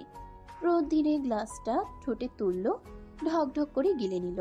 নেওয়ার পর বেশ ভালো লাগলো প্রথমে, নাকি বাজে গন্ধ আসলেও এখন ভালো লাগছে। রিকিকে ইশারা করলো আরো ড্রিঙ্ক দিতে। রিকি ঠোঁটে একটা গভীর হাসি ফুটলো। রোদকে একের পর এক ড্রিঙ্ক দিতে লাগলো। আস্তে আস্তে রোদের চোখ ঝাপসা হয়ে আসে। ওকে দেখে কাছে এগিয়ে এসে জিজ্ঞেস করলো, তুমি ঠিক আছে তো রোদ? তোমার কি মাথা ঘুরছে? তুমি চাইলে রুমে রেস্ট নিতে পারো। চলো আমি তোমাকে এগিয়ে দিয়ে আসি। বলেই রিকি রোদকে নিয়ে ওর রুমের দিকে গেল। রোদ এইদিকে কোনো কিছুর সেন্সে নেই, ড্রাগের তাড়নায় চোখ খুলতে পারছে না। রিকি রোদকে রুমে নিয়ে গিয়ে ওকে ছুড়ে দিল। তারপর রোদের দিকে তাকালে ভালো করে এত রেড কালারের গাউন পরা আছে, শরীরের সাথে লাল কালারটা বেশ মানিয়েছে। সেদিকে তাকিয়ে একটা বাঁকা হাসি দিল রিকি। কলেজের প্রথম দিন থেকে রোদের উপর নজর ছিল, কিন্তু কিছুতেই বাঘে পাচ্ছিল না। ও বেশ অবাক হলো কিছুদিন আগে রোদ নিজে থেকে ওর সাথে কথা বলতে আসতে দেখে। এই সুযোগ কিভাবে হাতছাড়া করবে রিকি কোনোভাবেই না। রিকি রোদের দিকে তাকিয়ে নিজের শার্ট খুলতে লাগলো, খুলে টান দিয়ে খুলে ফেললো। তারপর নিজের আলমারির কেবিন থেকে এক বোতল ওয়াইন বের করে ঢাকনা তুলে ঢকঢক করে খেতে লাগলো। খাওয়া শেষ হলে শব্দ করে বোতলটা টেবিলের উপর রেখে রোদের দিকে এগিয়ে যেতে লাগলো। রোদের মুখের দিকে ঝুঁকে রোদের কানের দুলগুলো খুলতে লাগলো। দুলগুলো খুলে রেখে রোদের জামার চেনে হাত লাগাবে ঠিক সেই সময় ভেতরের ঘরটা তখন এক অদ্ভুত নিস্তব্ধতায় ডুবে গেছে। রিকির রুমে ঢুকেই নাহিদের চোখ যা দেখলো সেটা যেন মাথার ভিতরে আগুন জ্বালিয়ে দিল। বিছানায় আতশোয়া অবস্থায় ছিল রোদ, আর তার উপর ঝুঁকে ছিল রিকি। পরিস্থিতিটা বুঝতে এক সেকেন্ডও লাগেনি। তখন নাহিদ আর রিয়া গল্প করতে করতে রিয়া নাহিদকে খাওয়ার জন্য অফার করলো, সেজন্য দুজন ভিতরে আসে। ভিতরে এসে বেশ অনেকক্ষণ হয়ে যাচ্ছে, তবু রোদকে আশেপাশে কোথাও না দেখে নাহিদ একটু চিন্তিত হয়। রিয়া ফলো করে, রিক্কিও আশেপাশে কোথাও নেই। কেন জানি রিয়ার মনে খটকা লাগে। ও ওর আরেকটা ফ্রেন্ডকে জিজ্ঞেস করতেই সে বলে রোদ রিক্কির সাথে উপরের দিকে গেছে। নাহিদ আর রিয়া উপরে যায়। প্রতিটা রুম খুঁজতে খুঁজতে রুমের সামনে এসে দাঁড়িয়ে গেট খুলতেই ওই দৃশ্য দেখার পর নাহিদের শরীর কেঁপে উঠল, রাগে না শুধু ভয়েও। পরের মুহূর্তেই সে সামনে ঝাঁপিয়ে পড়ল। হারামজাদা! কথাটা শেষ হওয়ার আগেই রিকিকে টেনে সরিয়ে দিল সে। তারপর আর কিছু ভাবেনি, ঘুষি একের পর এক পড়তে লাগলো রিকির মুখে, বুকে। রিকি প্রথমে কিছু বুঝে উঠতে পারলেও দ্রুতই মাটিতে লুটিয়ে পড়ে গেল। আশেপাশে যা কিছু আছে সব যেন ঝাপসা হয়ে গেছে। নাহিদের চোখে শুধু একটা জিনিস পরিষ্কার, রোদ। পেছন থেকে রিয়া বলে, নাহিদ থামো, ও মরবে।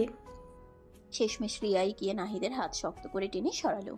নাহিদের বুক তখনও ওঠানামা করছে, চোখে রাগের আগুন। সে এক মুহূর্তও দেরি না করে বিছানার পাশে ছুটে গেল। রোদ, শুনতে পাচ্ছেন? রোদ অর্ধ চেতন অবস্থায় কিছু অস্পষ্ট শব্দ করলো, মাথাটা এদিক ওদিক ঘুরলো, চোখ আধ খোলা, কিছুই ঠিক মতো বোঝা যাচ্ছে না। নাহিদ বুঝলো এটা স্বাভাবিক অবস্থা না। সে কোনো দ্বিধা ছাড়াই রোদকে কোলে তুলে নিল। মেয়েটা নড়ছিল, মাঝে মাঝে অস্পষ্টভাবে কিছু বলছিল, কিন্তু পরিষ্কার কিছু নয়। রিয়া দ্রুত পাশে এসে, চলো, এখান থেকে বের হতে হবে। বাইরে বের হয়ে দূরত্ব বাড়ির দিকে রওনা দিল। নাহিদ স্টিয়ারিং ধরে আছে শক্ত করে, তার চোখ সামনে কিন্তু মন পুরোটা রোদের দিকে। পেছনের সিটে রোদ অস্থিরভাবে নড়ছে। রিয়া আর রোদের সাথে আসতে পারেনি, এদিকটাও সামলাবে বলেছে। রিকিকে এই অবস্থায় একদম ফেলে রাখা যাবে না। রোদ রাগ নেওয়ার ফলে নিজের মধ্যেই নেই, কি বলছে না বলছে কোনো কিছুরই ঠিক নেই। নাহিদ, তুমি আছো? জি, আমি আছি। আপনি চুপ করে বসেন, এখনই চলে আসবো আমরা বাসায়। আচ্ছা, কিন্তু আমি তোমার কাছে থাকতে চাই। একটু কাছে আসুন না নাহিদ। নাহিদ রোদের কথাই কান দিল না। গাড়ি বাড়ির সামনে থামতে নাহিদ দ্রুত নেমে রোদকে আবার কোলে তুলে নিল। এক মুহূর্তও দেরি করলো না, সোজা ভেতরে নিয়ে গেল। রুমে এনে সাবধানে বিছানায় শুয়ে দিল। তারপর কিছুক্ষণ রোদের দিকে তাকিয়ে চলে আসতে নিল। হঠাৎ হাতে টান পড়ে পিছনে তাকিয়ে দেখলো রোদের দিকে ঘোর লাগা চোখে তাকিয়ে আছে। কোনো কিছু কি লাগবে? রোদ আরো জোরে নাহিদের হাতটা টান দিল, যার ফলে নাহিদ ব্যালেন্স হারিয়ে রোদের গায়ের উপর পড়ল। দুজন অনেক কাছাকাছি চলে আসলো, একে অপরের নিঃশ্বাসে নিজেদের মুখের উপর পড়ছে। নাহিদ সরে আসতে চাইলে রোদ নাহিদকে নিজের সাথে আরো জড়িয়ে ধরল। তারপর সেকেন্ডের ভিতর নাহিদের নাকে একটা চুমু বসিয়ে দিল। নাহিদ সাথে সাথে জমে গেল। রোদ এটা কি করলো ওর সাথে? ওর ভাবনার ভিতরেই রোদ আরো একটা কাণ্ড বসিয়ে ফেললো। নাহিদের অধরে নিজের অধর বসিয়ে দিল। নাহিদ কি করবে বুঝে পাচ্ছিল না, এখন শকে আছে। নিজের হালাল নারীর গভীর ছোঁয়া পেয়ে কোনো পুরুষই ঠিক থাকতে পারে না। নাহিদ হুঁশ খুইয়ে ফেলে রোদের অধর জোড়ায় অমৃত খুঁজে নিতে চাইল। অনেকক্ষণ পরে নাহিদ বুঝতে পারলো সে যেটা করছে সেটা একদম ঠিক না। তাড়াতাড়ি করে রোদের থেকে সরে আসতে চাইলে রোদ দিল না, আরো জড়িয়ে ধরলো নাহিদকে। রোদ পাখি, যেটা করলে সেটা ঠিক না। আমি কিছু জানি না, আমার আদর চাই। রোদ পাখি, এইভাবে তো আদর দিতে পারবো না। তুমি তো আমাকে স্বামী হিসেবে মানো না, মানুষ হিসেবেই মানো না। সেখানে স্বামী হিসেবে মানাতে বিলাসিতা। সকাল হলেই সব ভুলে যাবে, তখন আমাকে ভুল বুঝবে। দূরে থাকো আমার থেকে, এটাই ভালো। প্লিজ এমন করো না, একটু আদর দাও। না না, একটু না, অনেক। আমার চাই, এক্ষুনি চাই। নাহিদ রোদের থেকে সরে এসে বসলো। অন্যদিকে রোদ হঠাৎ জামার চেইন খুলে সেকেন্ডের ভিতর জামা খুলে টান মারলো। ইনারে হাত দিতে যাবে তার আগেই নাহিদ ওর হাত ধরে ফেলে। ও অবাক হয়ে গেছে রোদের কাণ্ড কারখানা দেখে। পাগল হয়ে গেছে এই মেয়ে, মাথা ঠিক আছে? কি করছে ও? সকালে যখন কিছু মনে থাকবে না, সমস্ত দায়ভার নাহিদকে নিতে হবে। কিন্তু রোদ তো নিজের ভিতর নেই। নাহিদের সাথে জোর জবরদস্তি করতে লাগলো। নিজেকে ছাড়িয়ে নেওয়ার জন্য জোর জবরদস্তির ভিতর নাহিদের নিঃশ্বাস আটকে গেল। রোদের গায়ে শেষ কাপড়টুকুও নেই। মেয়েটার চোখে ঘোর, ঠোঁটে অস্থির কাঁপুনি। ও নাহিদের শার্ট খামচে ধরে টানছে নিজের দিকে। আমাকে ছেড়ো না প্লিজ, আজ রাতে শুধু তোমাকে চাই। নাহিদের শরীরের প্রতিটা রক্তবিন্দু যেন বিদ্রোহ করছে। এত কাছে, এতটা আপন করে পাওয়া যে মেয়েটা দিনের আলোয় তাকে স্বামী হিসেবেই মানে না, সে আজ নিজেই ডাকছে। হালাল অথচ হারাম লাগছে মুহূর্তটা। নাহিদ দুই হাতে রোদের কাঁধ চেপে ধরলো, চোখে চোখ রাখলো। রোদ ফুপিয়ে উঠল, নাহিদের বুকে মুখ গুজে দিল। রোদ পাখি, আমার দিকে তাকাও। আমাকে চিনতে পারছো? চিনি, তুমি আমার নাহিদ, আমার শুধু তুমি। কথাগুলো শুনে নাহিদের বুকের ভেতরটা দুমড়ে মুচড়ে গেল। ইচ্ছে করছে এই পাগলামিটাকে প্রশ্রয় দিতে। এই রাগ উপেক্ষা করার শক্তি কোনো পুরুষের থাকে না। নাহিদের ঠোঁট নেমে এলো রোদের কপালে, একটা গভীর কাপা চুমু, তারপর চোখের পাতায় গালে। রোদ আরো আঁকড়ে ধরলো ওকে। ঠিক তখনই নাহিদের চোখ পড়ল রোদের ফাঁকা দৃষ্টিতে।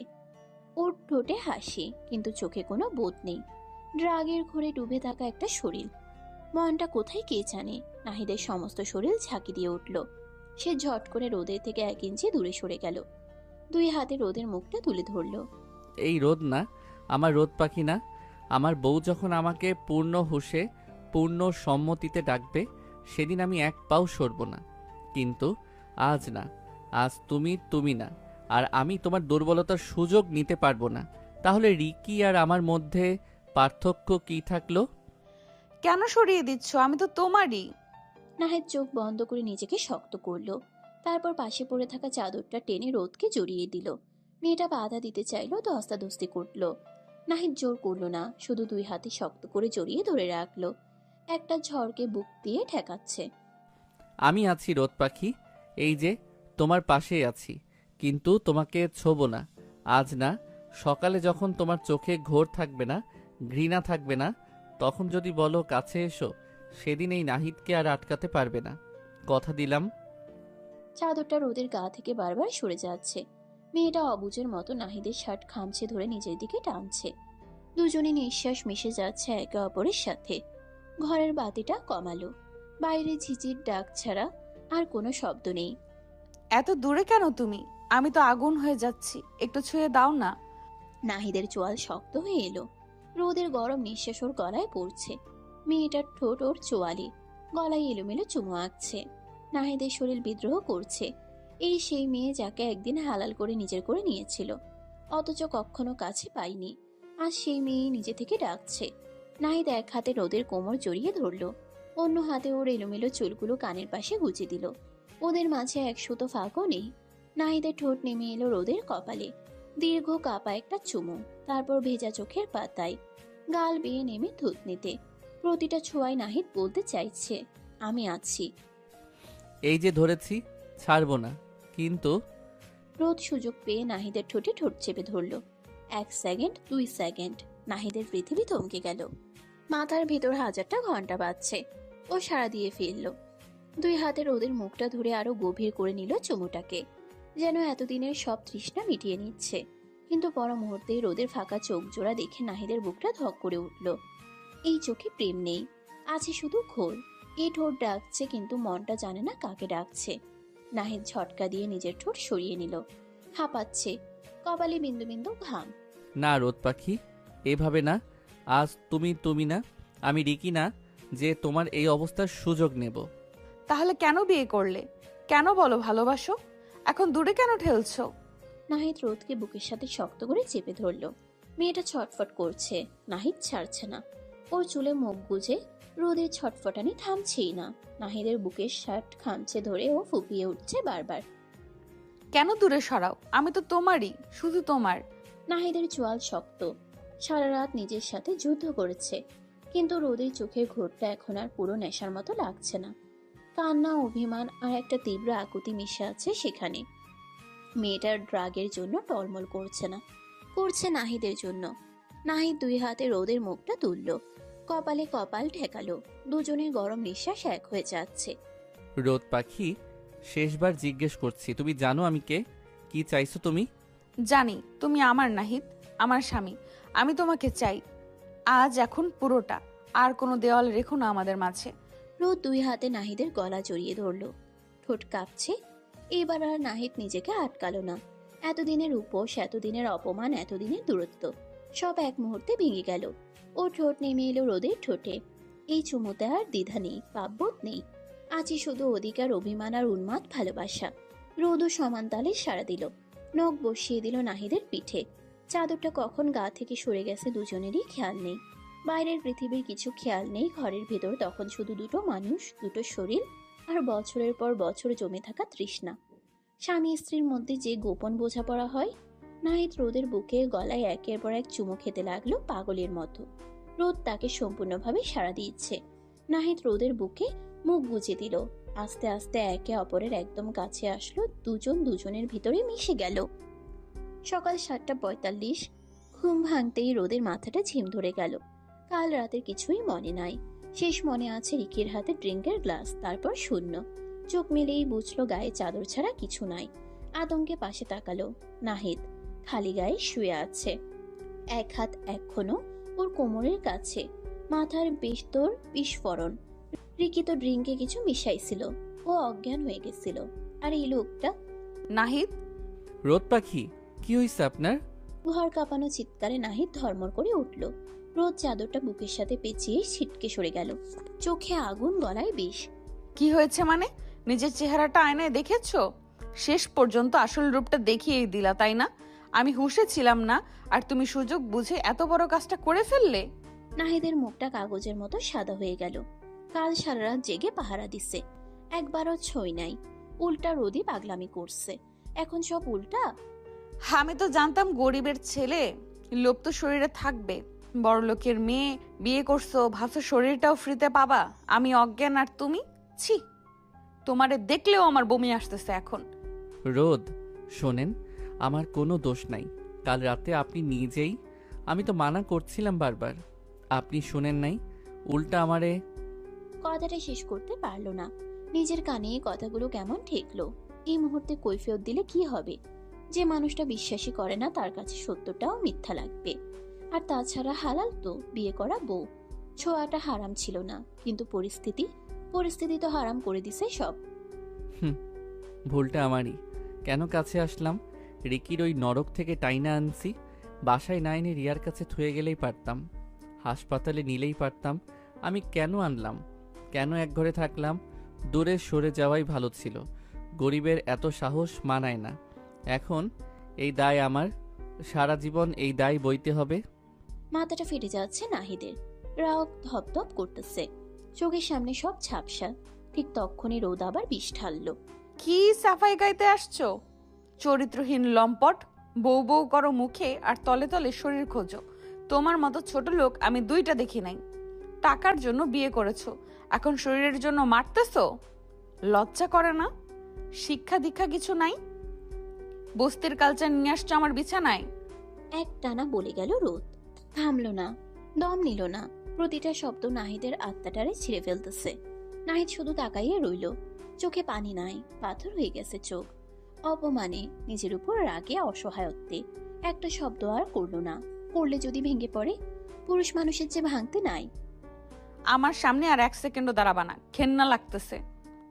বলেই চাদরটা আরো শক্ত করে গায়ে পেঁচিয়ে বিছানা থেকে নেমে গেল রোদ। নাহিদের গা ঘেঁষে হেঁটে গেল, একবার ফিরেও তাকালো না। সোজা ওয়াশরুমে ঢুকে দরজাটা শব্দ করে লাগিয়ে দিল। ঘরে একা পড়ে রইল নাহিদ, খালি গায়ে। ধীরে ধীরে ড্রেসিং টেবিলের আয়নার সামনে গিয়ে দাঁড়ালো। আয়নায় একটা বিধ্বস্ত মানুষ, চোখের নিচে কালি, চুল এলোমেলো, পিঠে ঘাড়ে লাল আঁচড়ের দাগ।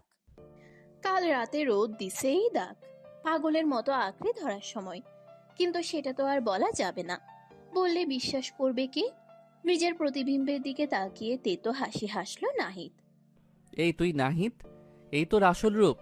নিজের বউরে বাঁচাইতে গিয়ে নিজেই অপরাধী হয়ে গেলি। বাহ, গরিবের জন্য ভালোবাসাও পাপ। ওয়াশরুম থেকে পানির শব্দ আসতেছে। রোদ ফ্রেশ হইতেছে। ওই পানিতে শরীরের ময়লা যাবে, কিন্তু মনের ময়লা, সন্দেহের ময়লা, ওইটা যাবে না। নাহিদ আর দাঁড়ালো না, মেঝে থেকে প্যান্টটা টেনে পড়লো। শার্টের বোতাম লাগাতে লাগাতে শেষবার ঘরের চারপাশে চোখ বুলালো। কাল রাতে এই ঘরটা জান্নাত মনে হয়েছিল, আজ জাহান্নাম। নিঃশব্দে দরজা খুলে বের হয়ে গেল।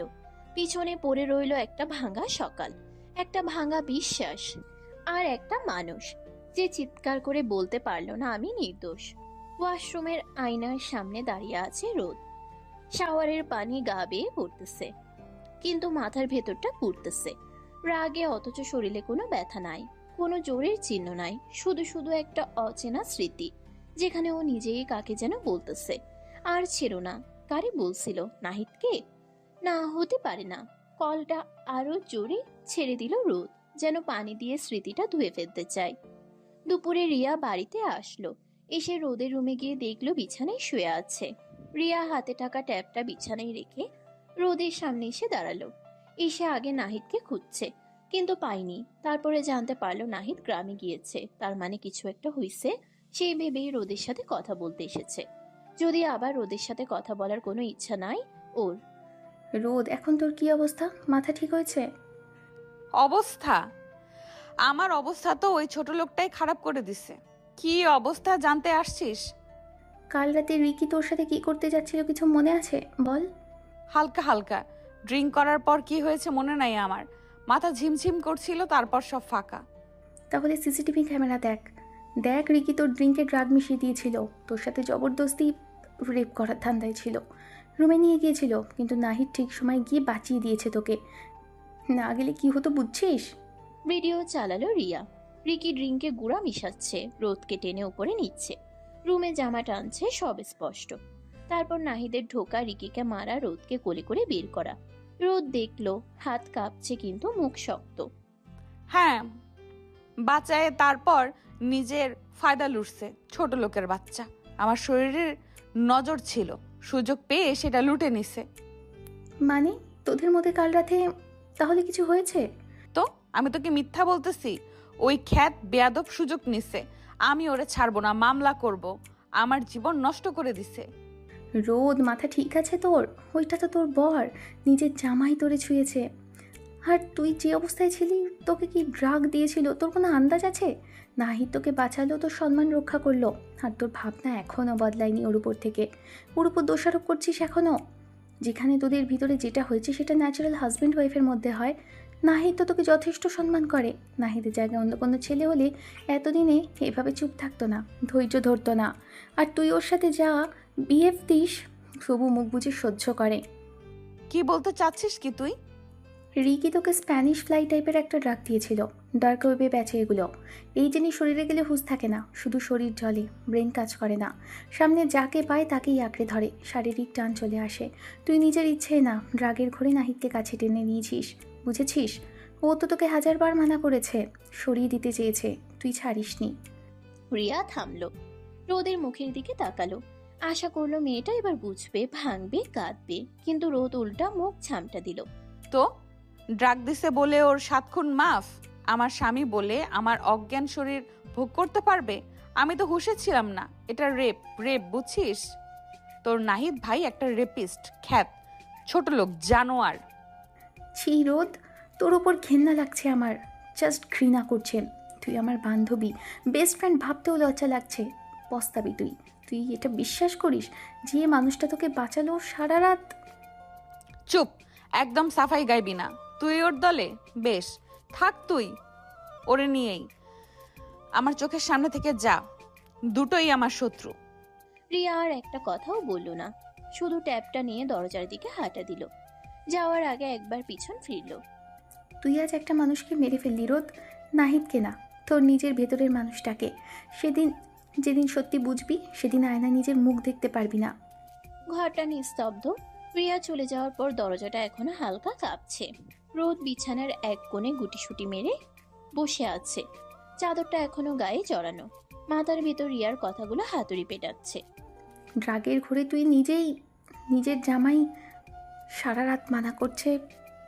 চোখ বন্ধ করলো রোদ, মনে করার চেষ্টা করলো শুরু থেকে।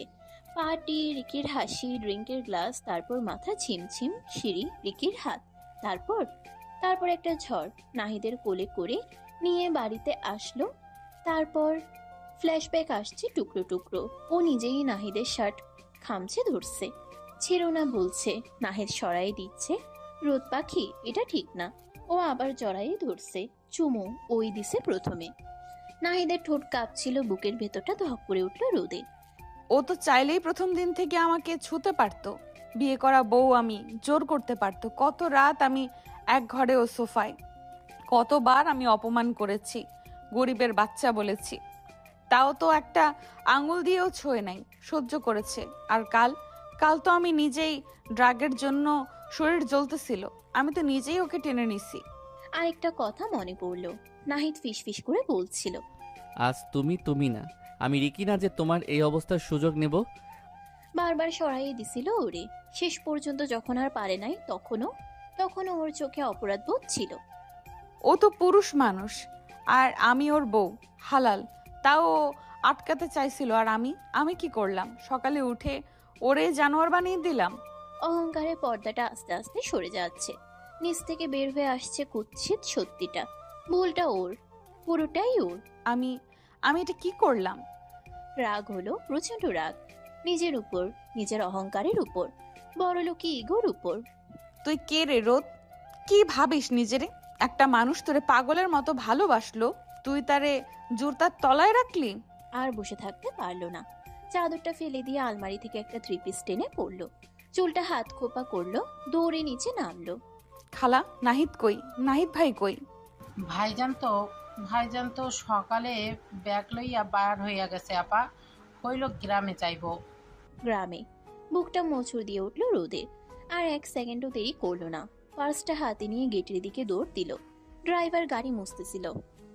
চাচা, গাড়ি বের করেন, এক্ষুনি গ্রামে যাব, নাহিদের গ্রামের বাড়ি। আপনি চেনেন না? ম্যাপ আছে আমার ফোনে। তো তাড়াতাড়ি চলেন, যত জোরে সম্ভব। কিন্তু আপা, স্যার মানে দোলা ভাই। ড্রাইভার আর কথা বাড়ালো না, গাড়ি স্টার্ট দিল। রোদ পিছনের সিটে বসে 2 হাতে মুখ ঢুকলো। সকালের বলা প্রতিটা গালি এখন তীর হয়ে ওর নিজের বুকেই বিঁধতেছে। নাহিদ, প্লিজ তুমি যেও না, আমি আসতেছি, আমি সব শুধরে নেব, এবার আর ভুল হবে না, প্লিজ। গাড়ি ছুটলো শহর ছেড়ে হাইওয়ে ধরে গ্রামের পথে। আর রোদের চোখের পানি থামছেই না। অনুতাপের পানি, ভালোবাসার পানি, হারানোর ভয়ের পানি। মাটির উঠানে বিকেলে রোদ পড়েছে। উঠানের এক কোণে নাহিদ বসে আছে চুপচাপ, খালি গায়ে, গামছা হাতে, কুড়াল। কাট কাটছিল, কিন্তু এখন হাত থেমে গেছে। চোখ লাল, মুখ শুকনো। সকাল থেকে একটা দানাও পেটে পড়ে নাই। উঠানের অন্য পাশে নাহিদের খালা আলেয়া আর ছোট বোন নিপা। দুজনেই আর চোখে নাহিদকে দেখছে। কি হয়েছে জিজ্ঞেস করার সাহস পাচ্ছে না। শহর থেকে ছেলে এমন মুখ কালো করে ফিরে আসে না, আবার সাথে বউকে নিয়ে আসেনি। ঠিক তখনই গেটের বাইরে একটা গাড়ির শব্দ। কালো গাড়ি। গ্রামে এমন গাড়ি আসে না। গাড়ি থামতেই দরজা খুলে হুড়মুড় করে নামলো রোদ। সালোয়ার কামিজ, চুল এলোমেলো, চোখ মুখ ফোলা। কাঁদতে কাঁদতে চোখের কাজল লিপটে গেছে। নিপা চিনতে পারলো।